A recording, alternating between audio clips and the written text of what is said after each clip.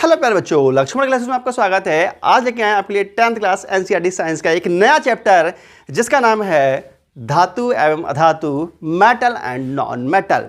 बेटा इस चैप्टर को समझने के लिए हमें बहुत सारी चीज़ें समझनी पड़ेंगी क्योंकि ये चैप्टर वास्तव में केमिस्ट्री यहाँ से स्टार्ट हो चुकी है। जैसे मैं डेफिनेशन देना चाहूँ तो बड़ी सिंपल सी डेफिनेशन है कि वे तत्व जो धनायन बनाने का गुण रखते हैं धातु कहलाते हैं।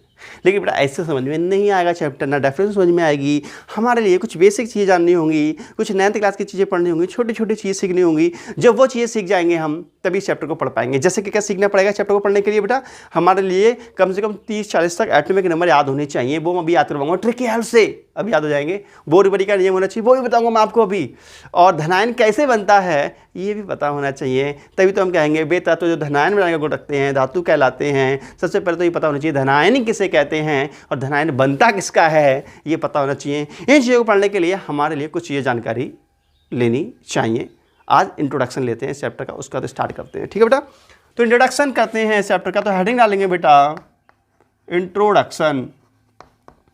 क्या हेडिंग डालेंगे? इंट्रोडक्शन। और ये बीच में डालना, कॉपी के बीच में, ठीक है, बीच में हेडिंग डालना है आप लोगों को। क्या हेडिंग डालेंगे बेटा? इंट्रोडक्शन। आज इंट्रोडक्शन चलेगा इस चैप्टर का, बीच में हेडिंग डालेंगे आप लोग इंट्रोडक्शन। आज परिचय चलेगा इस चैप्टर का। इंट्रोडक्शन में हम काफ़ी चीज़ देखेंगे, इसका चैप्टर स्टार्ट करेंगे। तो सबसे पहले हम देखेंगे बेटा एटॉमिक नंबर कैसे याद करें। एटॉमिक नंबर याद करने की ट्रिक देखेंगे, परमाणु क्रमांक याद करेंगे पहले, ठीक है। तो बेटा एटॉमिक नंबर याद करने की ट्रिक देखेंगे सबसे पहले की ट्रिक देखेंगे एटॉमिक नंबर याद करने की ट्रिक्स क्या है एटॉमिक नंबर याद करने की। तो बेटा गाना याद करना पड़ेगा। चल तुम्हें आता भी हो कि मैं पढ़ा चुका हूँ कई बार। हा ही लिबक नो फनी ना मंगल सेप्स। अब वीडियो मत काट देना, उसको सोच करके पढ़ा हुआ पढ़ा रहे हैं यार, लेकिन क्या करूँ ये बताना है, फिर आगे भी पढ़ाना है बेटा। उसको देखो बेटा, हा ही लिबक नो फनी ना मंगल सेप्स। देखो दस्तक, देखो बेटा हा ही लिबक नो फनी, दस्तक याद हो गया। हा ही लिबक नो फनी, देखो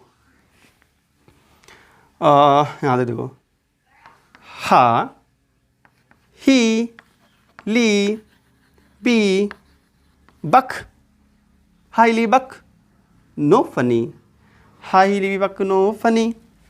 ठीक है, ऐसे लिख दो लंबा लंबा। देखो बेटा हा ही ली बी बक नो फनी, दस्तक याद हो गया बेटा। देखो परमाणु क्रमांक याद होने चाहिए, ठीक है। परमाणु क्रमांक 1 हो गया, 2 3 4 5 6 7 8 9 10 तक परमाणु क्रमांक याद हो गया हमारी। हा ही लीवी बकनो फनी, हा ही लीवी बकनो फनी, हा ही लीवी, हा ही लीवी बकनो, ये हो गया बकनो फनी, हाई वकनो फनी। ठीक है बेटा, इसके याद करने की ट्रिक्स है तत्वों को ये।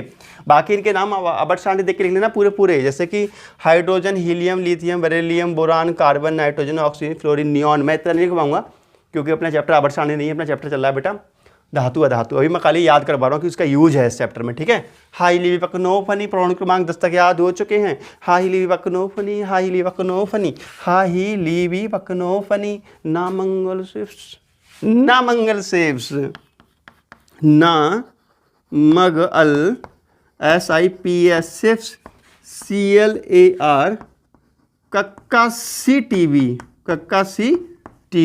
ठीक है।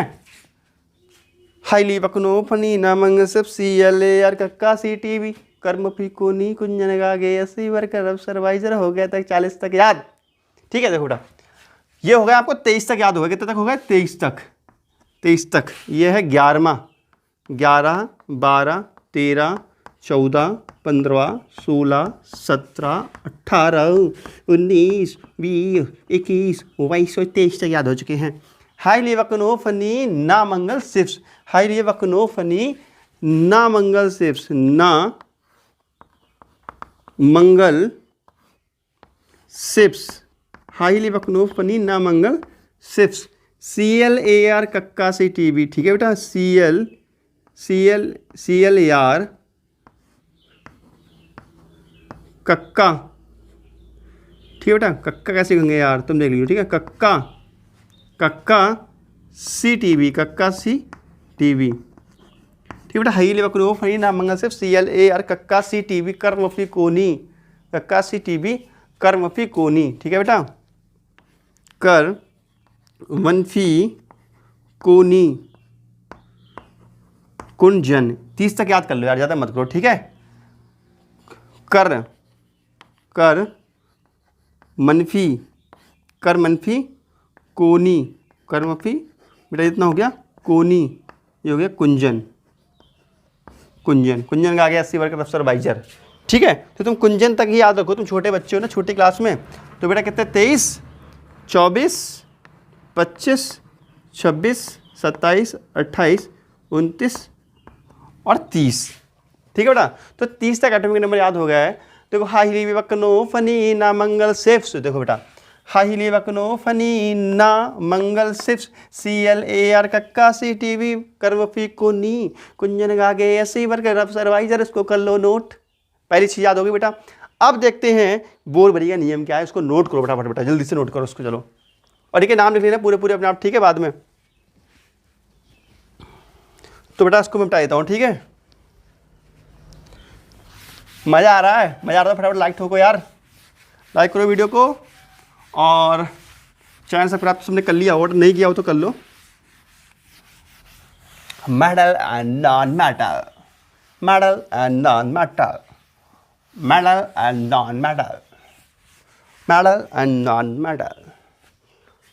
तो बेटा अब देखते हैं बोरबरी का नियम क्या है। बोरबरी को नियम कक्षा 9 में पढ़ो हो बेटा, बोरबरी को नियम, बोरबरी का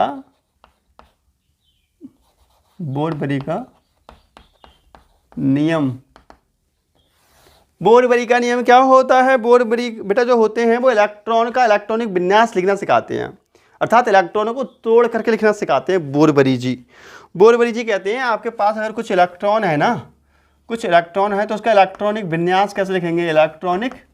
इलेक्ट्रॉनिक विन्यास लिखना सिखाया है इन्होंने। इलेक्ट्रॉनिक विन्यास के लिए कहा ऐसे लिखो बेटा 2 8 8 18 18 32 32 ऐसा कहा उन्होंने। मतलब अगर आपके पास कुछ इलेक्ट्रॉन है तो आप इस तरीके से तोड़ के लिख दीजिए, इसको हम कहते हैं इलेक्ट्रॉनिक विन्यास करना।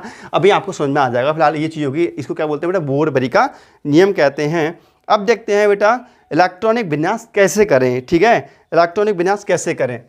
अब बेटा जब इलेक्ट्रॉनिक विन्यास करना आप सीख जाएंगे ना, तभी आपको धातु समझ में आएगा, वरना नहीं आएगा बेटा। अब इलेक्ट्रॉनिक विन्यास देखो कैसे करते हैं किसी तत्व का। ठीक है, अब देखो लगेंगे इलेक्ट्रॉनिक विन्यास करना, इलेक्ट्रॉनिक विन्यास करना, इलेक्ट्रॉनिक विन्यास करना। तो बेटा देखो इलेक्ट्रॉनिक विन्यास कैसे करते हैं। जैसे मान लीजिए सोडियम का इलेक्ट्रॉनिक विन्यास करना है, सोडियम का। ठीक है, सोडियम का इलेक्ट्रॉनिक विन्यास करना है तो अभी हमने बताया एटॉमिक नंबर कितना होता है, इसका एटॉमिक नंबर होता है 11। देख लो बेटा अभी बताया मैंने 11। तो इसको हम लिखेंगे इसके अकॉर्डिंग बेटा, देखेंगे कैसे लिखेंगे। 11 है ना इलेक्ट्रॉन टोटल, तो इसका इलेक्ट्रॉनिक विन्यास लिखना है तो कैसे लिखेंगे 2 8 और 8। सही है, ऐसे नहीं लिखेंगे बेटा। कितने हो गए बेटा? 2 8 10 18 इलेक्ट्रॉन हो गए, हमारे कितने 11 हैं।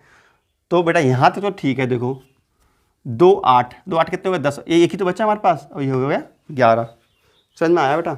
ये इलेक्ट्रॉनिक विन्यास हो गया मैग्नीशियम का, सोडियम का। अब देखते हैं मैग्नीशियम का इलेक्ट्रॉनिक विन्यास। मैग्नीशियम कैसे लिखेंगे बेटा? ठीक है, देखो मैग्नीशियम का इलेक्ट्रॉनिक विन्यास 2 8 और 2 कितने हो गए बेटा? 2 8 तो यहाँ से ले लिए, अब 8 लिखने के पास हमारे पास इलेक्ट्रॉन है ही नहीं, 2 ही तो बचे, तो 2 लिख दो। 2 8 2 इसका इलेक्ट्रॉनिक विन्यास ये हो गया। ठीक है, अच्छा अब देखते हैं एल्युमिनियम का इलेक्ट्रॉनिक कॉन्फ़िगरेशन। एल्युमिनियम का 13 होता है ना, तो कितना हो जाएगा 2 8 और 3। समझ में आ रहा है? अच्छा क्लोरीन का देखो, क्लोरीन कितना होता है? एटॉमिक नंबर 17 होता है बेटा, अभी बताया आपके लिए। तो सकते हैं 2 8 और 7, 17 हो गया नहीं हो गया? बात समझ में आ रही है? बहुत देर से समझाई जा रही है। क्लियर हो गया बेटा इतना? ठीक है, अब बात यह है सर जी सही है, तुमने हमें इलेक्ट्रॉनिक विन्यास लिखना सिखाए दो, मगर तुम जा बताओ जा में हम कैसे पहचाने हैं कि धातु कौन सा है धातु कौन सा है।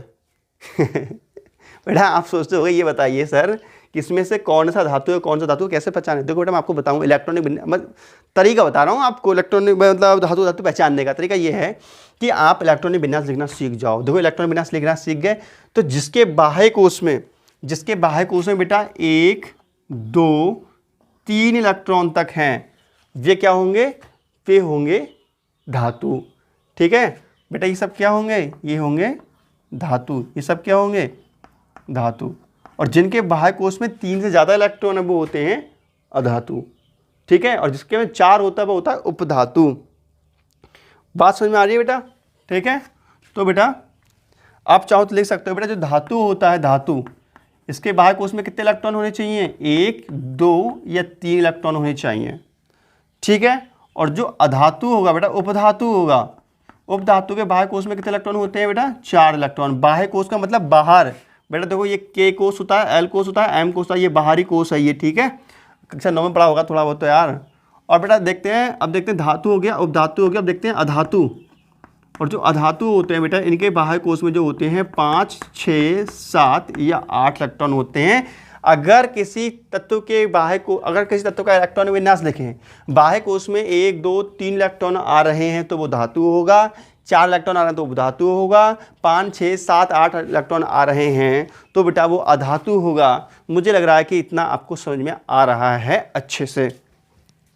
ठीक है, अच्छा अब सब सीखते हैं कि धनायन कैसे बनते हैं। ठीक है,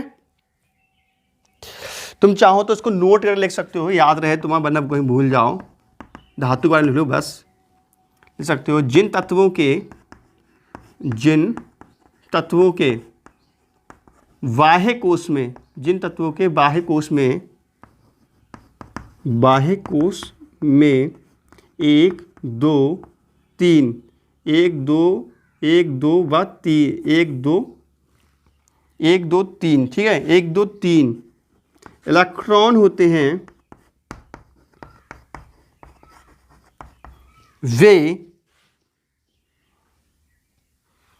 वे तत्व धातु होते हैं, धातु कहलाते हैं। ये वे तत्व धातु होंगे, वे तत्व धातु होंगे, वे तत्व धातु होते हैं। ठीक है, वे तत्व धातु होते हैं, कहलाते हैं नहीं, धातु होते हैं, क्योंकि डेफिनेशन थोड़ी ना बेटा, ये पहचानने का तरीका है, धातु होते हैं।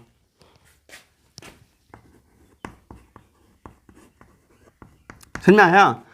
हम क्या काम करेंगे, कोई तत्व दे दिया जाए आपको, जैसे आपको दे दिया जाए, आपको लीजिए आपको मैं नाइट्रोजन दे दूं बेटा, नाइट्रोजन, और नाइट्रोजन का एटॉमिक नंबर होता है 7। अब मैं आपसे कहूँ बताओ ये धातु है, धातु है, तो आप क्या काम करेंगे, इसका इलेक्ट्रॉन में लिखेंगे 2 और 5 बचे, तो बेटा 5 आ रहे हैं, तो 5 क्या होती है, तो ये क्या हो गया बेटा, धातु, ये हो गया अधातु। क्या हो गया बेटा, ये अधातु हो गया।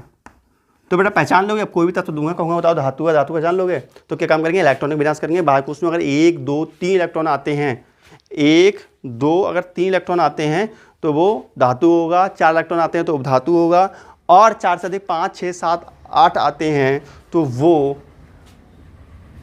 अधातु होगा। ठीक है, तो अब देखते हैं बेटा धनायन का बनना, आखिर धनायन कैसे बनते हैं, इस चीज को सीखेंगे हम। हम सीखेंगे बेटा धनायन का बनना। क्या सीखेंगे बेटा, अब हम सीखेंगे धनायन का बनना।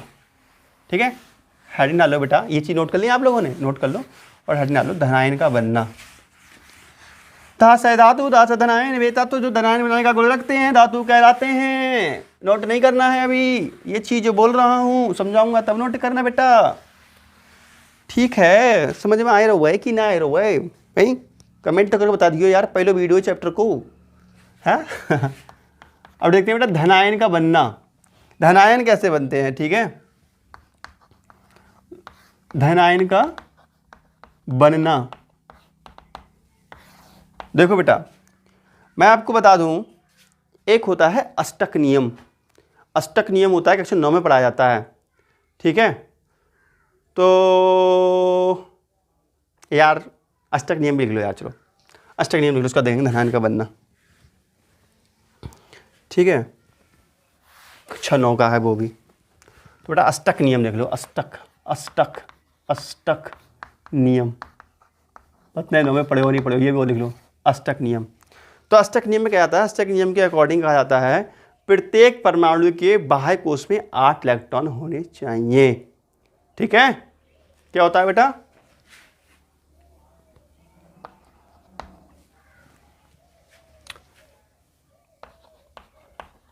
परमाणु के बाह्य कोश में 8 इलेक्ट्रॉन होने चाहिए। ठीक है, मास्टर रूल नहीं पढ़ा रहा हूं, मैं खाली समझा रहा हूं, काम चला हुआ आपको। ठीक है, या रूल लिखोगे पूरा इसका, बताओ जहाँ में कोई प्रॉब्लम हो तुम्हारे लिए, चलो बता ही देता हूं पूरा।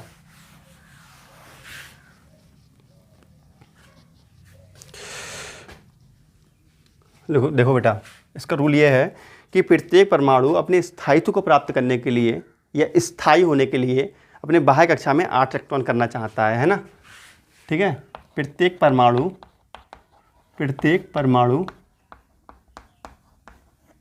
अपने स्थायित्व को प्राप्त करने के लिए अपने स्थायित्व को प्राप्त करने के लिए प्रत्येक परमाणु अपने स्थायित्व को प्राप्त करने के लिए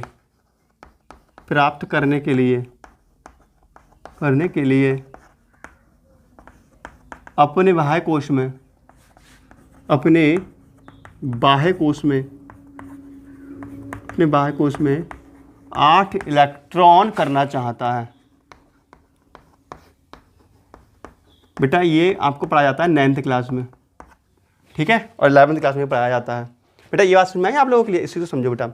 अब देखो बेटा धनायन कैसे बनते हैं। ठीक है, धनायन कैसे बनते हैं, धनायन का बनना देखेंगे अब। धनायन का बनना, हेडिंग डालो, धनायन का बनना। देखो बेटा जैसे सोडियम है, सोडियम के बाह्य कोश में कितने, सोडियम के टोटल इलेक्ट्रॉन कितने होते हैं, इलेक्ट्रॉन विन्यास कितना होता है इसका, 2, 8 और 1। तो ये परमाणु कब स्थायी होगा, ये परमाणु तब स्थायी होगा जब इसके बाह्य कोश में क्या है बेटा, प्रत्येक परमाणु अष्टक रूल के अकॉर्डिंग प्रत्येक परमाणु अपने स्थायित्व को प्राप्त करने के लिए बाह्य कोश में 8 इलेक्ट्रॉन करना चाहता है। तो बाह्य कोश में 8 इलेक्ट्रॉन कब हो जाएंगे, जब इसका एक इलेक्ट्रॉन ये कहीं चला जाए, इसका एक इलेक्ट्रॉन कहीं रिमूव हो जाए, तब ये धनायन बनाएगा। समझ में आ रही बात। ठीक है बेटा, अब देखो, अब इसका अगर ये इलेक्ट्रॉन कहीं चला जाता है, ठीक है बेटा,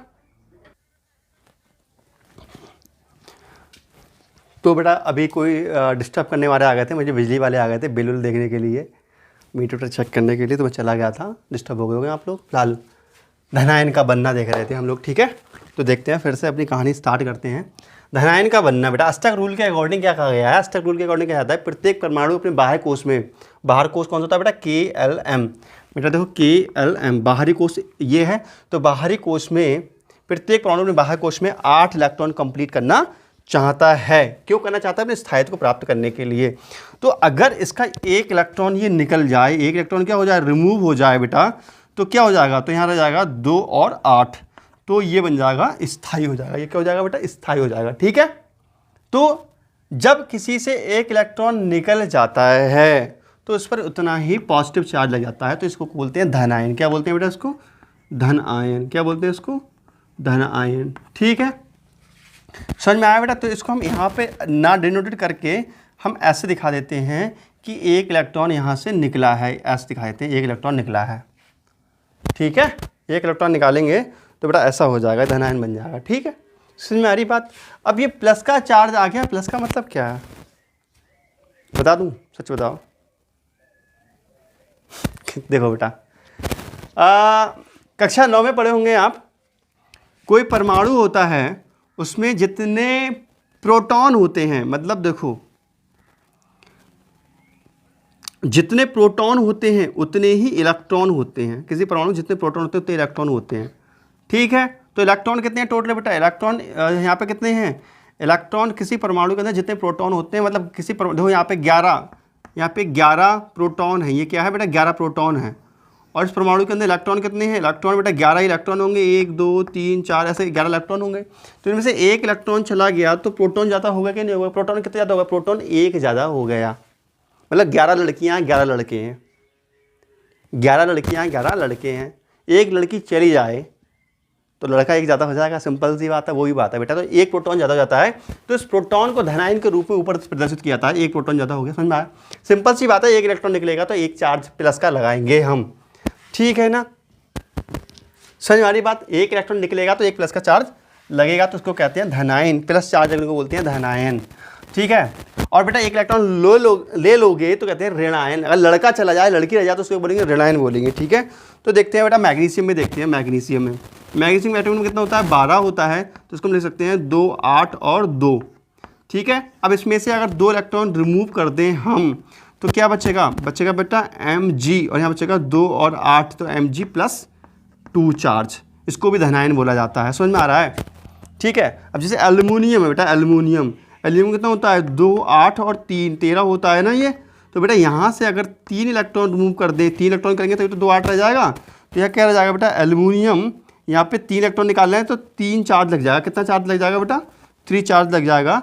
और यहाँ लिखेंगे 2 और 8, तो ये कहलाते हैं सारे के सारे, ये क्या हैं, सारे के सारे कहलाते हैं आपके धन आयन। ये क्या है बेटा, ये हैं धन आयन, ठीक है। ये भी धन आयन है, ऐसे लिख सकते हो धन आयन, धन आयन, ये भी है धन आयन। इंग्लिश में लिख दूँ इसको, बताओ इंग्लिश में कहते हैं इसको कैट आयन। क्या बोलते हैं बेटा इसको, कैट आयन, कैट आयन, बिल्ली बिल्ली, कैट आयन, ठीक है। तो इस प्रकार से धनायन बनते हैं, ठीक है। अब बात आती है कि धातु क्या होता है, ये सारी चीज़ें नोट करो बेटा। चाहते हैं धातु क्या होता है, नोट करो फटाफट, जल्दी से नोट कर लो ना, पिट जाओगे अभी, शैतान हो। अब बात आती है धातु क्या होता है। बात ये आती है कि धातु का होवत है, बात ये आती है कि धातु का होवत है, ठीक है बेटा। अब हम डालेंगे मेटल, क्या डालेंगे, मेटल, क्या डालेंगे, मेटल, क्या डालेंगे, मेटल। अब बेटा चैप्टर स्टार्ट हो रहा है, मेटल या धातु। धातु क्या होता है इसकी परिभाषा बताएंगे अब आपको, ठीक है।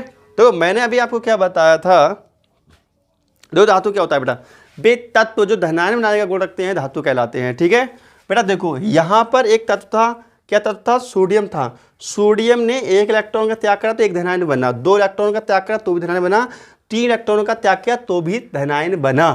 तो हम कह सकते हैं वे तत्व जो एक या एक से अधिक इलेक्ट्रॉन त्याग करके धनायन बनाने का गुण रखते हैं धातु कहलाते हैं। वे तत्व जो एक या एक से अधिक इलेक्ट्रॉन त्याग करके धनायन बनाने का गुण रखते हैं धातु कहलाते हैं। बात समझ में आ रही है, बहुत देर से समझाई जा रही है। लिखो बेटा, वे तत्व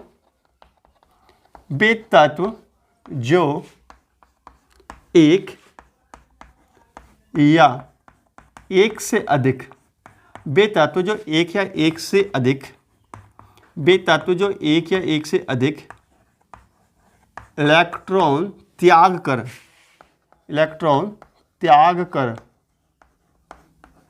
धन आयन बनाने का गुण रखते हैं,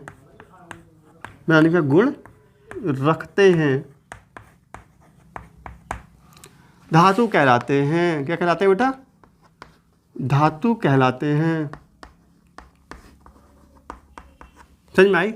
वे तत्व जो एक या एक से अधिक इलेक्ट्रॉन त्याग करके धनायन बनाने का गुण रखते हैं धातु कहलाते हैं।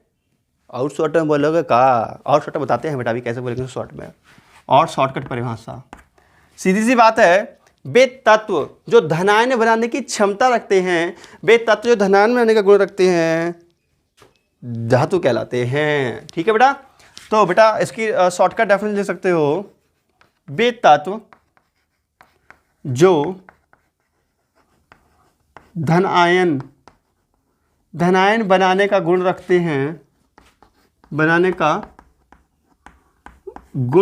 हैं,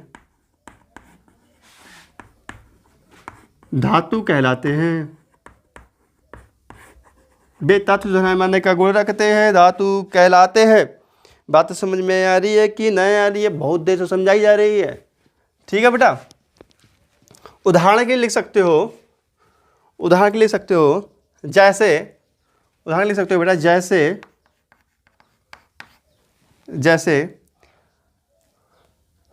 लोहा,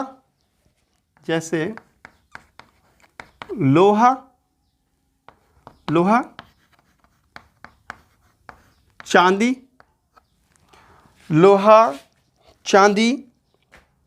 या ये लिख लो बेटा, ये लिखो बेटा, जैसे लोहा, जैसे लिखो बेटा लोहा चांदी या सोडियम भी लिख सकते हो, ठीक है, जैसे लोहा चांदी या ये लिख लो जो है, जैसे जैसे जैसे सोडियम, सोडियम ब्रैकेट में क्या लिख देंगे बेटा, Na, सोडियम, मैग्नीशियम ब्रैकेट में Mg, capital M small g,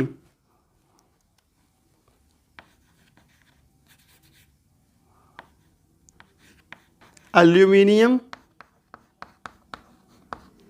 aluminium क्या बोलते हैं बेटा, ब्रैकेट लिख रहे हैं Al, एल्यूमिनियम, तथा लोहा, लोहा मतलब Fe आदि, आदि क्या का उदाहरण है बेटा, ये आदि हैं सब के सब धातु के उदाहरण, ठीक है। अब क्या काम करना है बेटा, अब इतना लिखने के बाद बेटा इसको आप ऐसे बॉक्स में लिख लेना, इसके नीचे फिर से बॉक्स में आगे लिख लो, इससे ये क्लियरिटी हो जाएगी कि धनायन कैसे बनते हैं। बात समझ में आ गई बेटा, क्लियर, बात समझ में आ रही है, बहुत देर समझा जा रही है। एक बात बताऊं बेटा, अच्छा धातु जो होती हैं, धातु तुमने कभी देखी है, लिक्विड स्टेट में देखी है, द्रवावस्था में, ये चीज़ नोट कर लो बेटा आप, ठीक है। जो धातु होती है वो बेटा आपने द्रवावस्था में देखी है कभी, ये बताओ।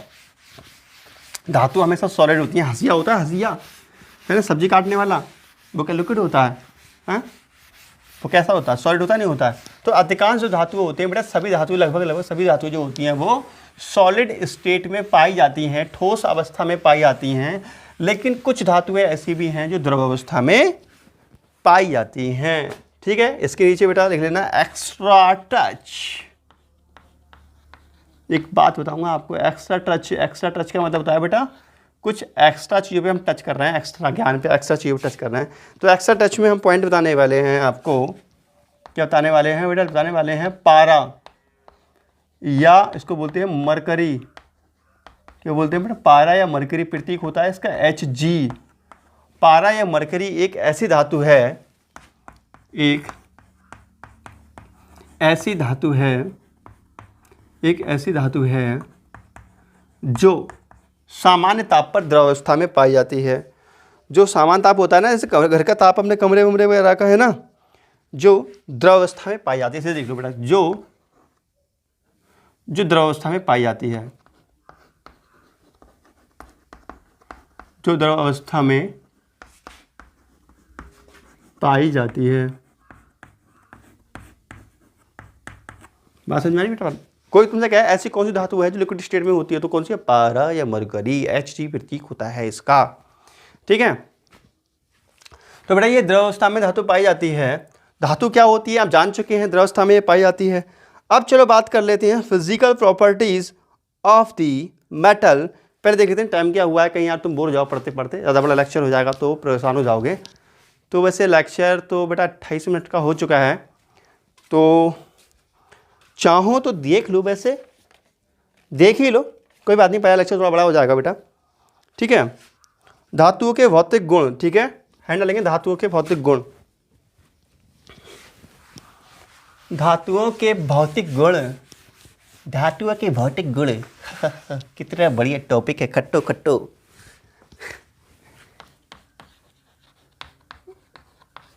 धातुओं के भौतिक गुण, धातुओं के भौतिक गुण, physical properties of the metal, ठीक है बेटा, physical property of the metal, physical properties of metal, physical property of the metal, physical property of the metal. धातुओं के भौतिक गुण क्या होते हैं, इस पर हम चर्चा करने वाले हैं।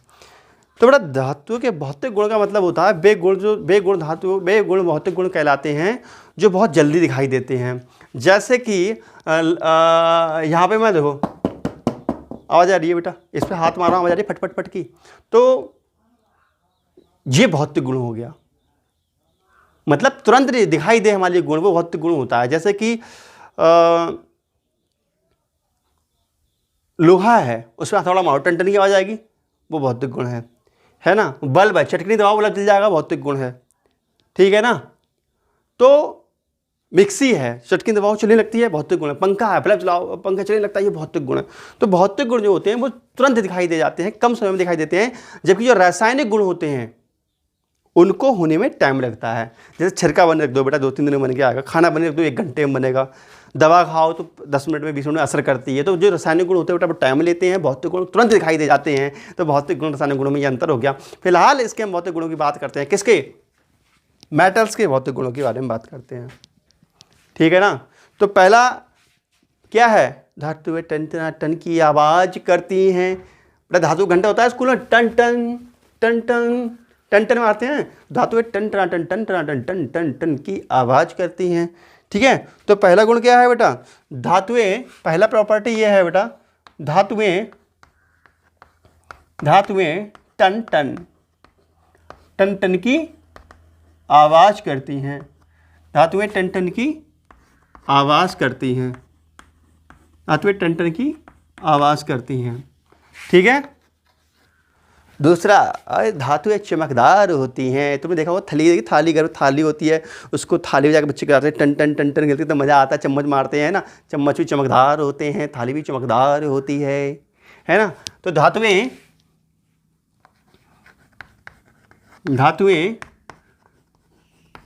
चमकदार होती हैं, वैसे ना तुम लोग अगर लिखो बेटा ना, अगर तुम लोग लिखो तो बहुत जल्दी कोर्स हो जाए। मैं इतना बोर्ड पे लिखता हूँ, बहुत टाइम लगता है यार। तुम कमेंट करो, मैं लिखा करूँ या तुम लिखा करो, बताओ। तुम भी लिखा करो तो जल्दी भूल जा करूँगा ऐसे। धातुएं चमकदार होती हैं, ठीक है, धातुएं चमकदार होती हैं, और धातुओं के इस गुण को धात्विक चमक कहते हैं, और धातुओं के इस गुण को धात्विक चमक कहते हैं। लिखो, और धातुओं के इस गुण को धात्विक चमक कहते हैं, ठीक है बेटा। नेक्स्ट पॉइंट, तीसरा, धातुएं ऊष्मा व विद्युत की चालक होती हैं, ऊष्मा व विद्युत की चालक होती हैं बेटा। होती है नहीं होती हैं? अरे यार ये बताओ कि अगर धातु ऊष्मा के चालक ना होगी, रोटी कैसे खाओगे, हैं? कढ़िया रखते हैं रोटी बनाने के लिए, कढ़िया गर्म पड़ती खाना बनता है। धातु में ऊष्मा जलती है तभी खाना बनता है, समझ में आ रही बात। धातु में करंट फ्लो भी हो रही है, पता है ना, पता है, सब पता हुई बात है। हाँ, धातुएं ऊष्मा की और विद्युत की चालक होती हैं, ठीक है। धातुएं टन टन की आवाज़ करती हैं, धातुएं ऊष्मा की चालक होती हैं, धातुएं विद्युत की चालक होती हैं, ठीक है।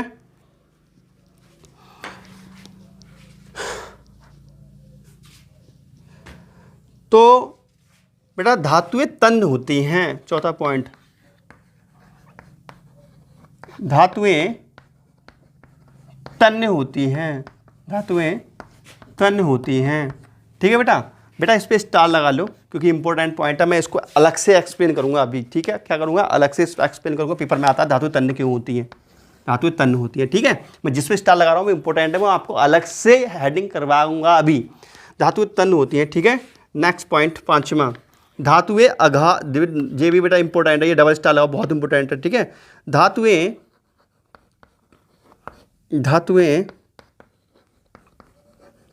आघात वर्ध्यता का गुण रखती हैं, धातुएं आघात वर्ध्यता का गुण रखती हैं। अब बेटा आघात वर्ध्यता क्या होता है वो भी समझाऊंगा अभी आपके लिए, ठीक है। इस पे भी अंडर लगा लो, ये पढ़ाऊंगा अभी दोबारा से, अभी पढ़ाऊंगा इसको मैं, ठीक है। और लास्ट है बेटा, छठा है, धातुओं के गलनांक अधिक होते हैं। एक पॉइंट और लिख लो चाहो तो, सातवां, धातुएं कठोर होती हैं। इतना कर लो नोट बेटा। और इस वाले पॉइंट को, इन दोनों पॉइंटों को मैं आपको दोबारा समझाऊंगा क्योंकि ये पेपर में बहुत बहुत बहुत बार पूछे गए हैं कि आघात वर्धनता क्या होती है और तन्यता से आप क्या समझते हैं, ठीक है बेटा। तो वीडियो थोड़ा लंबा होने वाला है बेटा, लेकिन नॉलेज मिलेगी आपको, मैं आपको बताऊं पूरा सिलेबस कराऊंगा मैं आपका साइंस का, अगर तुम लोग मेरे साथ बने रहोगे तो। फटाफट बेटा कमेंट करते रहो कि वीडियो आपको अच्छा लग रहा है, नहीं रहा। देखो तुम लोग कमेंट करोगे, बताओगे वीडियो अच्छा लग रहा है नहीं रहा, तो मुझे मोटिवेशन मिलेगा, मुझे लगेगा बच्चे पढ़ते हैं तो बेटा मैं आपको पढ़ाऊंगा। अगर मन पड़ेगा यार तुम पढ़ते ही नहीं हो, कुछ पता ही नहीं है तुम्हारे हिसाब किताब का, तो यार पढ़ाने का मन नहीं करता है ना, जब बच्चे पढ़ते नहीं है। टीचर का तभी मन करता है पढ़ाने का जब बच्चे पढ़ते उठते हैं थोड़ा बहुत, ठीक है। फिलहाल अब हम एक्सप्लेन करने वाले हैं तन्यता के लिए। किसके लिए? तनुआ के लिए। किसके लिए? तनुआ के लिए। तन्यता प्रॉपर्टी को हम एक्सप्लेन करने वाले हैं बेटा, ठीक है। तन्यता को देखने वाले हैं बेटा हम। तन्यता क्या होती है? तन्यता का मतलब होता है बेटा पतला तार बनाना। धातु को खींच करके पतले तार के रूप में बदल सकते हैं, इस गुण को धातु की तन्यता कहते हैं, ठीक है। दिख रहा है तुम लोगों को बेटा? हाँ, देखना पड़ता है यार, वीडियो चली नहीं चलेगी, अकेला हूँ ना मैं यार, वीडियो में रुक आ जाए तो प्रॉब्लम हो जाएगी ना। जो धातुएं होती हैं बेटा, धातुओं में तन्य का गुण होता है और धातुओं के इस गुण को हम तन्यता कहते हैं, ठीक है। देखो बेटा, धातु को देखो, तुम फटाफट लिखो यार, क्योंकि मैं लिखूँगा लगता है। धातुओं का वह गुण, धातुओं का वह गुण, धातुओं का वह गुण जिनसे उन्हें खींचकर पतले तार के रूप में बनाया जा सकता है। लिखो, धातुओं का वह गुण जिससे, ठीक है, धातुओं का वह गुण जिससे उनको खींचकर पतले तार के रूप में बनाया जा सकता है, पतले तार के रूप में बनाया जा सकता है, तन्यता कहलाता है। पतले तार के रूप में बनाया जा सकता है, तन्यता कहलाता है, ठीक है। समझ में आई बेटा? तो अब देखो कुछ एक्स्ट्रा बातें देखो इसकी, ठीक है। एक्स्ट्रा टच देख लो, एक्स्ट्रा टच बहुत काम की, जो एक्स्ट्रा टच डालता हूँ ना हेडिंग, बहुत काम की हेडिंग होती है बेटा ये। तो एक्स्ट्रा टच में हम ये देखने वाले हैं कि कुछ मतलब सबसे तन्य धातु कौन सी? सबसे तन्य धातु होती है बेटा सोना। सोना इतनी तन्य होती है कि इसके 1 ग्राम से 2 किलोमीटर लंबा तार बना सकता है खींच करके, ठीक है। बहुत काम की बात है, ऑब्जेक्टिव में आ सकता है बेटा, ऑब्जेक्टिव में। तो पहला पॉइंट लिखेंगे बेटा, सोना सबसे अधिक तन्य धातु होती है। सोना सबसे अधिक तन्य धातु होती है। सोना सबसे अधिक तन्य धातु होती है। दूसरा पॉइंट लिखेंगे इसके नीचे, लिखेंगे बेटा 1 ग्राम सोने से लगभग 2 किलोमीटर लंबा तार बनाया जा सकता है। 1 ग्राम सोने से लगभग 2 किलोमीटर लंबा तार बनाया जा सकता है, ठीक है। चलो अब देखते हैं अपना जो नेक्स्ट है बेटा, नेक्स्ट हेडिंग है आघात वर्धिता। क्या है? आघात वर्धिता, ठीक है। आघात वर्धिता, या किसी बुक में होता है आघात वर्धनेता। फिलहाल मैं वो हेडिंग डाल रहा हूँ जो एनसीईआरटी में दिया हुआ है, ठीक है। तो बेटा आघात वर्धना क्या होता है? आघात वर्धना का मतलब यह है कि धातु को हम पीट पीट के चादर बना दें, धातु को पीट के चादर बना दें, तो जो चादर बनने का गुण होता है वो आघात वर्धनता कहलाता है। जैसे बेटा कोई लोहे की रॉड है, उसको पीट के आप हंसिया बना दें, उसका चादर बना दें, तो जो चादर बनी है, जो लोहा चादर बना है, उसका ये गुण ही आघात वर्धनता कहलाता है। बात समझ में आ रही है? बहुत देर समझ में आ रही है, ठीक है। तो बेटा देखो लिखो, जब धातुओं को पीट कर पतले चादर के रूप में परिवर्तित करते हैं, जब धातुओं को पीट कर पतले चादरों के रूप में परिवर्तित करते हैं, तब धातुओं के इस गुण को आघात वर्धनता कहते हैं। देखो, जब धातु को पीट कर पतले चादर के रूप में परिवर्तित किया जाता है, जब धातुओं को पीट कर पतले चादर के रूप में परिवर्तित किया जाता है, धातुओं के इस गुण को आघात वर्धनता कहते हैं। आघात वर्धिता लिख लो बेटा, या आघात वर्धिता कहते हैं, ठीक है। बेटा लिखेंगे फिर जैसे सोना एवं चांदी सबसे अधिक आघात वर्धिता का गुण रखती हैं। जैसे सोना और चांदी सबसे अधिक आघात वर्धिता का गुण रखती हैं। सोना और चांदी सबसे अधिक आघात वर्धिता का गुण रखती हैं, ठीक है। तो बेटा आप कुछ एक्स्ट्रा टच लिख लो, फिर से एक्स्ट्रा बातें लिख लो। हेडिंग डालो एक्स्ट्रा टच। क्या हेडिंग डालोगे बेटा? हेडिंग डालो फिर से एक्स्ट्रा टच।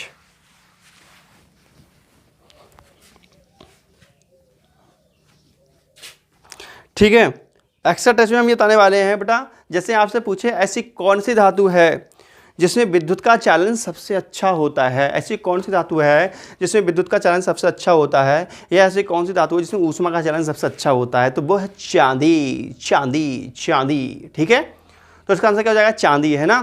तो बेटा हम लिख सकते हैं पहला पॉइंट कि चांदी विद्युत एवं ऊष्मा की सबसे अच्छी चालक होती है। ठीक है, देखो बेटा, चांदी, चांदी, चांदी मतलब Ag, चांदी विद्युत, विद्युत तथा ऊष्मा, विद्युत तथा ऊष्मा की सबसे अच्छी, सबसे अच्छी चालक होती है, सबसे अच्छी चालक होती है। समझ में आया? सबसे अच्छी चालक होती है बेटा चांदी। ठीक है ना। अच्छा जी, बात करें पारा। ठीक है, पारा और सीसा Pb सबसे कम सुचालक होती है। ठीक है, तो बेटा दूसरा है बेटा पारा, पारा मतलब Hg तथा Pb, Pb मतलब लेड, लेड, Pb, सीसा कहते हैं, सीसा भी कहते हैं उसको। ठीक है, ये धातु, ये धातु कुचालक होती हैं, मतलब ऊष्मा विद्युत की क्या होती है बेटा? कुचालक, कुचालक, कुचालक होती हैं। बेटा बात गलत है नहीं है? देखो वैसे जो धातुएं होती हैं बेटा चालक होनी चाहिए, लेकिन ये कुचालक होती हैं, अपवाद है धातु की एक तरीके से। बहुत शैतानी वाली बात है। अब हेडिंग डालेंगे बेटा धातुओं के अपवाद। लास्ट हेडिंग है, फिर अपना टॉपिक खत्म कर देंगे आज। धातुओं का अपवाद, अपवाद, अपवाद, धातुओं के लिख लो बेटा, धातुओं के अपवाद। क्या हेडिंग बेटा? धातुओं के अपवाद। ठीक है,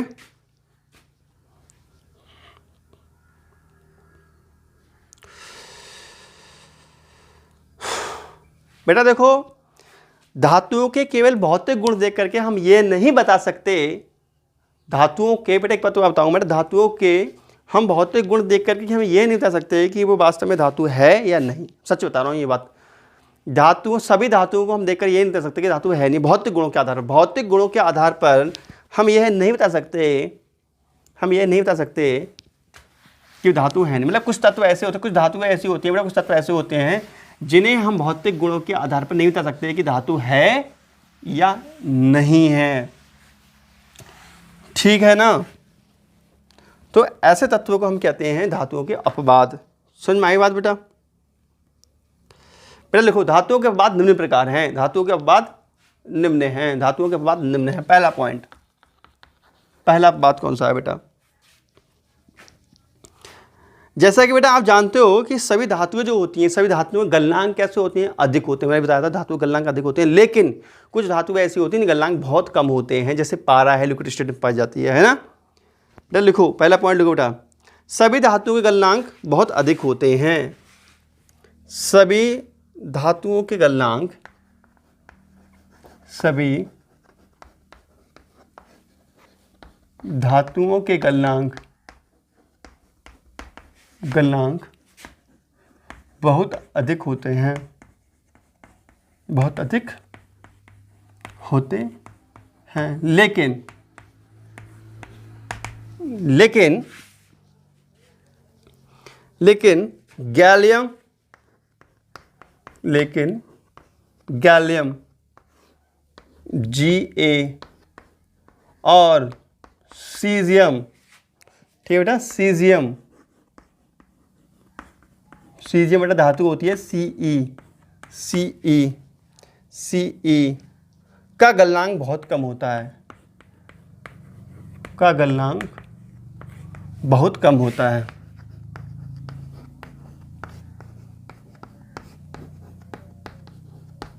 बहुत कम होता है। ठीक है, इतना कम होता है इनका गलनांक बेटा, अगर इन्हें अपने हथेली पे रख दें तो हथेली पे ये पिघल जाती हैं। ठीक है, देखो यदि यदि इन धातुओं को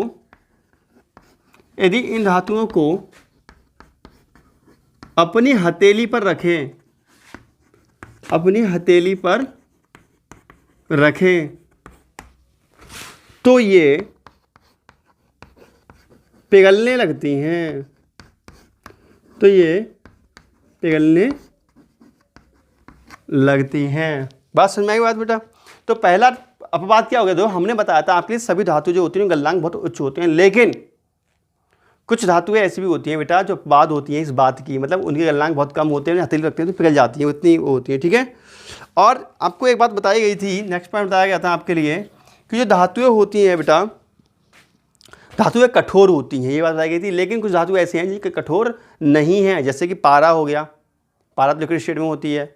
सोडियम हो गया, सोडियम बेटा इतना मुलायम होता है हाथ की हाथ से दबा सकते हो। पोटेशियम इतना मुलायम होता है तुम हाथ से केक से काट सकते हो, जैसे केक होता है ना वैसे चाकू से काटते हैं वैसे काट सकते हो। ठीक है। तो बेटा वैसे सामान्यतः क्या कहता है, सभी धातुएं कठोर होती हैं। ठीक है। वैसे क्या कहा जाता है, वैसे ये कहा जाता है बेटा सभी